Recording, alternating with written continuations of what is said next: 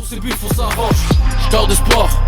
Cette rage me brûle jusqu'à tard le soir. Je veux pas connaître la fin de l'histoire. Je veux pas de cette gloire si derrière c'est noir. Et dès le départ, j'assure car tu la manges. J'assure l'air sous le matelas. Pour ces buts, faut s'arrange. Rolex au poignet, mon cul posé dans une RS4 maniée. Le volant comme Alonso, faut que le bronze, on veut de l'or, le gros lot gagné. Sans transpirer c'est chaud, mais faut qu'on fasse la course, qu'on poursuit le parcours avec ou sans raccourci, bousille tout ce qui nous suit. Bah, si tu veux, moi je suis né à Bienne. J'ai fait toute ma vie à Bienne. Ça fait 31 ans que je suis là. Mais mon père il est italien et ma mère elle est espagnole. Ils se sont rencontrés en Suisse. Et voilà, c'est un peu ça l'histoire. Ouais, depuis tout petit, hein, avec le hip-hop. Si tu veux, j'habitais dans un bloc où il y avait plein de monde. Et il y avait le voisin tout en haut, il écoutait tous les jours du hip-hop. Alors j'entendais dans les escaliers du hip-hop. Et c'était l'époque 95-96. J'entendais Loonies, I Got Five on It tous les jours, tu vois, tous les jours. Quoi. Et quand j'étais petit, j'entendais ça, je dis putain, ça tue, tu vois, la musique comme ça, j'aimais bien, tu vois. Et quand j'ai écouté le son plus tard, j'ai compris, tu vois, qu'est-ce qu'il écoutait le gars, tu vois. Et je voyais à Bienne, il y avait beaucoup de hip-hop en général, la culture elle est présente, tu vois. Et puis ça m'a pris direct, quoi. Alors j'ai commencé à l'école, quand j'étais fin de la 7e, comme ça, tu vois, fin de la 7e. Après j'ai continué à écrire quand j'étais à l'école, lycée technique. Quand j'avais du temps, j'écrivais un peu à côté. Pendant que j'étais à l'école, tu vois, j'avais une feuille, je rentrais à la maison, je rappais un petit peu. Et puis ça a commencé comme ça.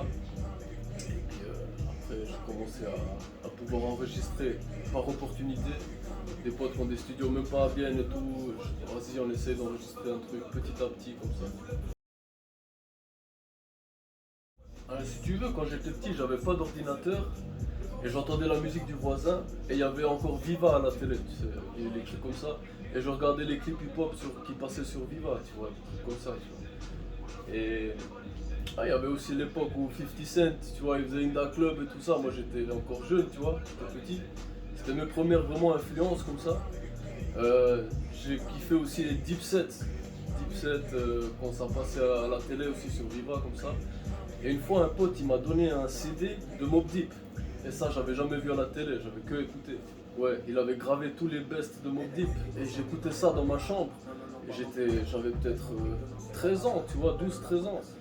Et j'adorais ce son-là, quoi. Je me dis putain, c'est trop fort, quoi. J'écoutais beaucoup de Mobb Deep aussi. Et après, quand j'ai reçu mon ordinateur, j'avais internet, j'avais accès à beaucoup de musique. Et j'ai découvert aussi DJ Premier. Avec DJ Premier, j'ai essayé d'écouter tout ce qu'il a fait, tu vois, et j'ai découvert plein d'artistes, quoi. Et puis après, j'ai fait les ramifications, j'ai écouté un peu tous les artistes. Après, je suis tombé à fond amoureux de la G-Funk, du Westside, tu vois, ça a eu des périodes comme ça, tu vois. Et après, le rap français, quand même, tu vois, IAM, NTM, et puis Lunatic, les classiques, Sage Poète de la rue. J'avais une bonne période de rap français aussi. Voilà, c'est un peu tout. Et actuellement, j'écoute aussi ce qui se fait. Tu vois. Moi, je rappelle de mon côté. Il y avait Tissot aussi, il était à l'école avec moi. Puis lui, il kiffait aussi un petit peu le délire comme ça. On essayait de rapper un petit peu comme ça pour délirer. Et après, il y a Momo, il a eu son appart, Socra. Et puis on allait chez lui, c'est le premier qui avait un appartement. Et on mettait un box, puis on faisait des freestyles comme ça entre nous, tu vois. Et après Nathan il venait, moi je venais, Tissot il venait, Exal il venait, et on était là, tu vois, on rappait chez Momo comme ça. Puis un jour on s'est dit, viens on fait un groupe, tu vois, on appelle la base, je sais pas, tu vois, ouais vas-y, let's go, tu vois. Un truc naturel.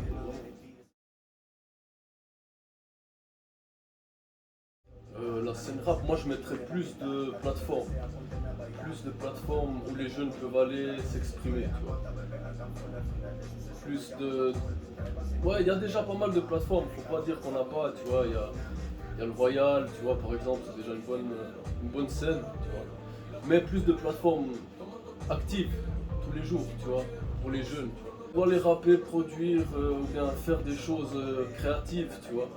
Par exemple, en France, ils font des fois des freestyles sur des parkings, ils invitent plein de monde, plein de quartiers, et puis chacun son tour, il fait son freestyle, et puis ça, ouais, ça fait connaître à beaucoup de monde, tu vois, après les artistes. Tu vois. On va avoir des idées comme ça, plus de choses actives, je dirais.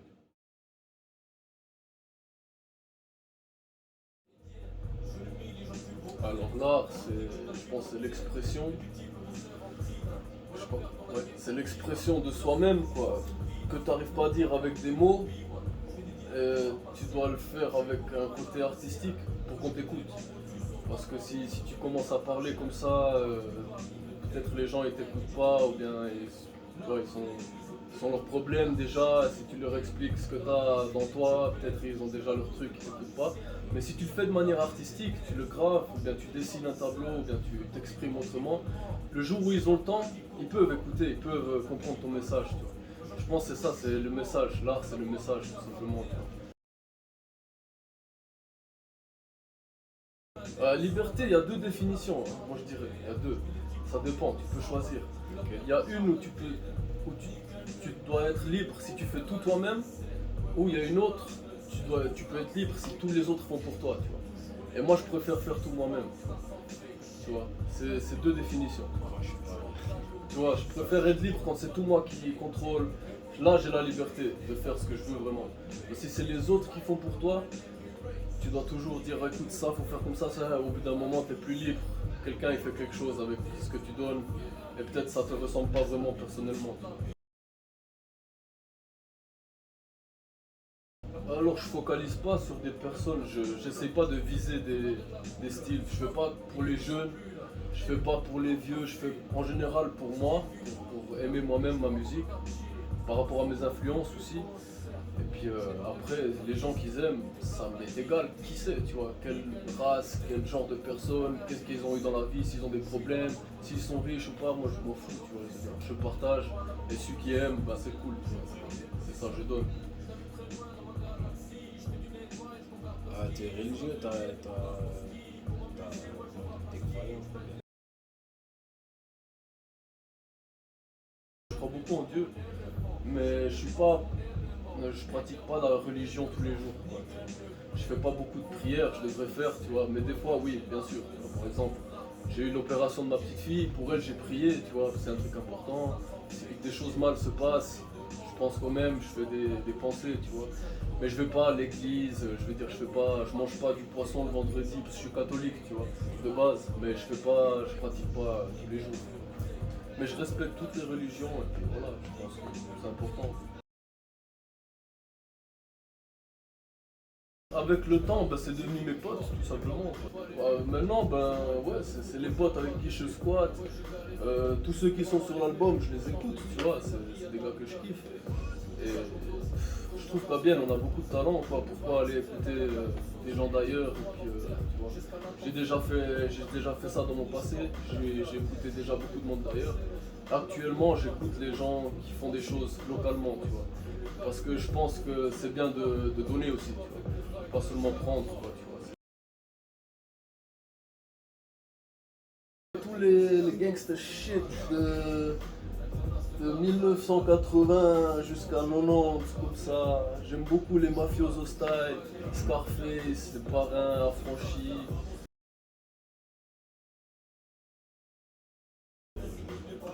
Bah, faire ce qu'ils aiment, hein, tout simplement. Parce que la société, elle essaie de te guider, de te mettre sur des rails. Mais c'est pas grave si tu sors du rail pour faire ce que t'aimes. Si c'est pas négatif, si c'est pour faire des choses négatives, ben c'est mieux que tu restes dans le rail de la société, tu vas travailler, tu fais voilà.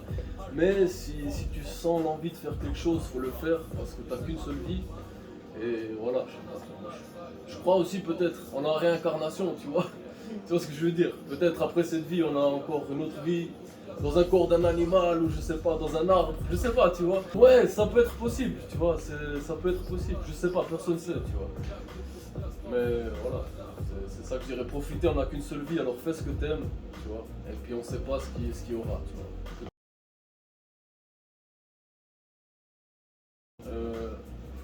Moi je me vois dans un autre pays peut-être, calme, posé, avec une maison, et puis sans stress, tu vois. Si j'ai plus besoin de travailler, ce serait cool, tu vois, je suis sincère, quoi, tu vois.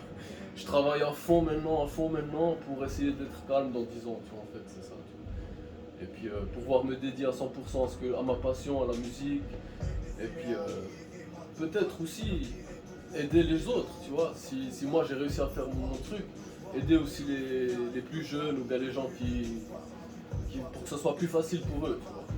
Qu'ils n'aient pas besoin de faire tout ce que j'ai fait, qu'ils arrivent direct à la source, tu vois.